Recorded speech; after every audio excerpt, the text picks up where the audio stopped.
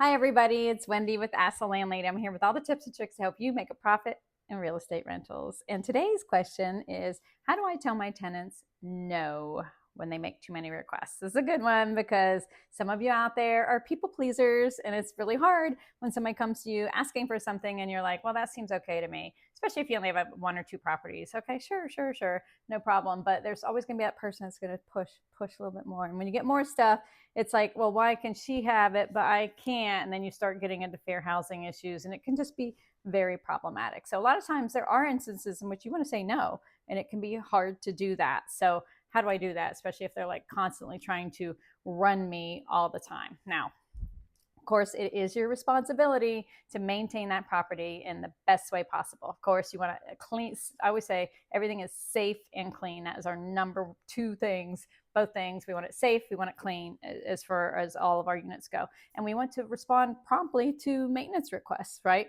As do you. You want to address them efficiently, effectively, and quickly for your tenants because they're going to be happy. You're going to be happy. Your property is going to be in good hands. So that's the things that you want to do there. Now, other times you're going to have people say, can I have a pool? Can I have a trampoline? Can I have a pet? Maybe you want to say no to all those things. A lot of savvy landlords and landladies make up a fictitious boss, right? Oh, let me check with the boss. Oh, the boss says no. I'd let you have that dog, but the company I work for will not allow you to have it. So no. So you can do that, especially if you're a big people pleaser. Other landlords will have a board that they have with their like banker and their accountant and their insurance person, and they'll say that the board won't allow you to have that, right? So again, that's something that kind of keeps you out of that hot seat and lets you put the blame on to somebody else. Now, for upgrade factors, you may want to have a policy in place. Maybe you have had a tenant who's there 5 years and they want you to put in new carpet, but you've kind of, especially if you have somebody there 5 years, your rent probably hasn't gone up like it would if they kept moving out and you kept putting somebody new in. So that's when you get a chance to talk to them about maybe making that request happen. And maybe you can put in the new carpet and you can renew at a higher rate of rent to calculate for the fact that that new carpet is going in. I think a good rule of thumb is you want that upgrade to be paid for within 6 to 8 months, whatever upgrade they're going for, painting, cleaning, putting in a new refrigerator, whatever upgrade is going to be put into that. You want it paid for in rent from within 6 to 8 months. So you can take that cost, that refrigerator, and divide it out over 8 months, sign a new lease, and get that in there. It's got an upgraded refrigerator. So that's kind of a win-win situation. You're upgrading, you're keeping them happy. And maybe that tenant will stay for the next 10 15 years.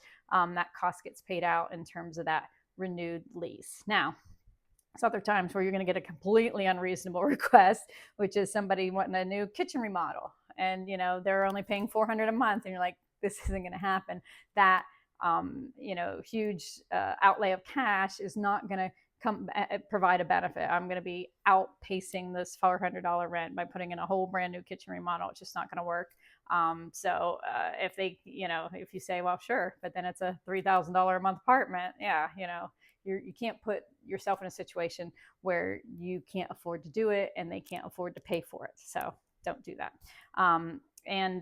So that might be, and especially if they're not paying on time, there could be all sorts of issues where you don't want to do the upgrade, even if it is reasonable. Maybe they don't pay on time. Maybe they are problematic. So you're thinking about moving them out. So you want to have kind of a process in place where you evaluate these things on a case by case basis, and maybe make it known that you always will do upgrades if, for anybody, not everybody all the time. That's something that you're going to want to look at, and as far as things go. But a good rule of thumb is to be thinking of the things that people always ask for and kind of have a running list so that when they call you or they come to you, you can say, it's the policy that we don't allow people to have trampolines at the properties. It's our policy that we don't allow pets. It's whatever it is, kind of have that running list. And then if they come to you with an upgrade, say, it's something we'll look at, but it has to be something that we sign a new lease on, and the rent will have to go up to reflect that, right? Those are the types of conversations that you want to have. So as with all other landlording things, you want to have some sort of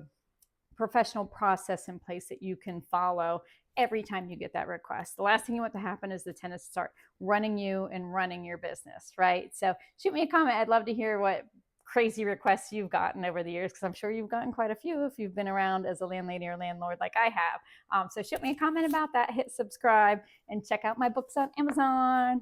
Thanks. Have a great day.